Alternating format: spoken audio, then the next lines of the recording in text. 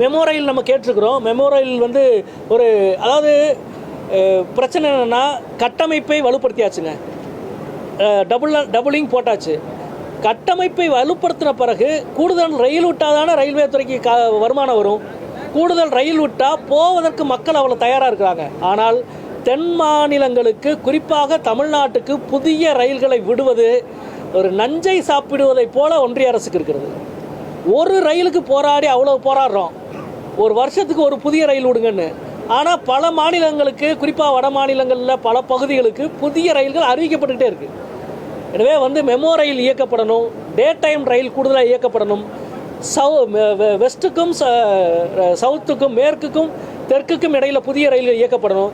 இங்கே எல்லாம் புதிய தண்டவாளம் போடுங்கன்னு நாங்கள் கேட்கல, புதிய அகலப்பாதை உருவாக்குங்கன்னு கேட்கல, மின்மயமாக உருவாக்குங்கன்னு கேட்கல. ஏன்னா இது எல்லாமே உருவாக்கப்பட்டுச்சு.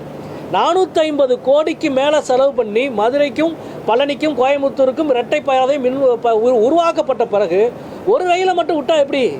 மக்களுக்கும் தேவை இருக்குது, இன்வெஸ்ட்மெண்ட்டும் பண்ணியிருக்கீங்க, கூடுதலாக ரயில் விடுங்கன்னா விட மாட்டாங்க. இது எல்லாமே வந்து அரசியலோடு சம்பந்தப்பட்டதாக இருக்கிறது. தெற்கு ரயில்வேக்கு கூடுதல் முக்கியத்துவத்தை கொடுப்பதில் தொடர்ந்து இரண்டாவது பட்ச பாராமுகமாக ஒன்றிய ரயில்வே துறை செயல்பட்டு கொண்டிருக்கிறது என்பதுதான் எங்களுடைய கருத்து. அது இந்த மதுரை தூத்துக்குடிக்கான புதிய ரயில் பாதை அமைப்பது சம்பந்தமாக ஏற்கனவே ரயில்வே அமைச்சரே ஒரு தவறான பதிலை சொல்லி அவர் தவறான பதில் சொன்னார். ஏன்னா மாநில அரசு ஒத்துழைக்கவில்லை இடத்தை கையகப்படுத்துவதில் அப்படின்னு ஒன்றிய அமைச்சர் சொல்கிறார். அது தவறு என்று பல தடவை சொல்லிட்டோம். அதுக்கு பிறகு ஒரு 2 வாரத்துக்கு பிறகு ரயில்வே துறை வந்து அதிகாரப்பூர்வமாக மறுத்தாங்க. அதாவது பத்திரிகையாளர் கேட்ட கேள்வி சரியாக காதில் விழலை அப்படின்னாங்க. அது உண்மை இல்லை. மாநில அரசு இடம் கொடுக்குற கையகப்படுத்தி கொடுக்குற விஷயத்தில் முழுமையான ஒத்துழைப்பை கொடுத்து கொண்டிருக்கிறது. ஆனால் மதுரை தூத்துக்குடிக்கான புதிய வழித்தடம், அருப்புக்கோட்டை காரியாபட்டி வழியிலான புதிய வழித்தடம் என்பது வணிக ரீதியாக மிக மிக முக்கியமானது. இன்றைக்கு இந்தியாவில் ஏற்றுமதியிலே முன்னணியில் இருக்கிற முதல் பெரும் மாநிலம் தமிழ்நாடு. அதுக்கு மிக முக்கியமாக இருப்பது தூத்துக்குடி துறைமுகம். தூத்துக்குடி துறைமுகத்துக்கு குறுகிய பாதையின் வழியாக ரயில் தடத்தை உருவாக்குவது தேசிய முக்கியத்துவம் வாய்ந்த ஒரு ப்ராஜெக்ட். அதற்கு அனுமதி கொடுப்பதில், நிதி ஒதுக்குவதில் இவ்வளவு பாராமுகமாக இருப்பது தமிழ்நாட்டை வஞ்சிக்கின்ற ஒரு செயலன்றி வேறு எதுவும் இல்லை. இல்லை, தொடர்ந்து இந்த முன்பதிவில்லாத பெட்டிகளை அதிகப்படுத்த வேண்டும் என்று நான் கோரிக்கை வைத்துக்கிட்டே இருக்கிறேன்.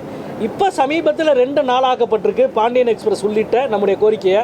அது என்ன அப்படின்னா, நாம் தலையிடுற அந்த ஒரு ரயிலுக்கு மட்டும் அதிகப்படுத்திட்டு விடுறதுன்றது சில அதிகாரிகள் நினைக்கிறாங்க. நாங்கள் வந்து ஒரு ரயிலுக்காக கேட்கல, ஒட்டுமொத்த மக்களுக்காக, இந்திய மக்களுக்காக, தமிழ்நாட்டு மக்களுக்காக கேட்குறோம். அன்ரிசர்வ் பெட்டிகள், முன்பதிவு செய்யப்படாத பெட்டிகள் அதிகமாக்க வேண்டிய தேவை என்பது அடிப்படை. எல்லா பொருளாதார வசதிகள் கொண்டவங்களும் வரணும். அதே போல் நீங்கள் பாருங்கள், மூத்த குடிமக்களுக்கான ரயில்வே கன்செஷன், ஊடக நண்பர்கள் பத்திரிகையாளர்களுக்கான ரயில்வே கன்செஷன் இது கொடுக்க வேண்டும் என்று தொடர்ந்து நாங்கள் கேட்டு இப்போ ரயில்வேயினுடைய நிலைக்குழு ஏற்றுக்கிட்டாங்க. ரயில்வே நிலைக்குழு பரிந்துரைத்ததை ஒன்றிய ரயில்வே துறை இப்பொழுதுக்கு ஏற்றுக்க மாட்டேங்குது. ஏங்க, இந்தியா முழுக்க எவ்வளவு ஊடக நண்பர்கள் இருக்குது போகிறாங்க? சில 1000 பேர் இருப்பாங்க, அவ்வளோதானே. அவர்களுக்கு ஏற்கனவே இருந்த சலுகை, புதிய சலுகை கூட இல்லை, இருந்த சலுகையை கொரோனாவை சொல்லி பறிக்கிறீங்க. கொரோனாவை சொல்லி பறித்த பிறகு மூத்த குடிமக்களுக்கும் ஊடக நண்பர்களுக்கும் கொடுக்கப்பட்டிருக்கிற கன்செஷன் டிக்கெட்டை மீண்டும் தர வேண்டும், அந்த கன்செஷன் மீண்டும் அமுல்படுத்த வேண்டும் என்பதை வலியுறுத்தி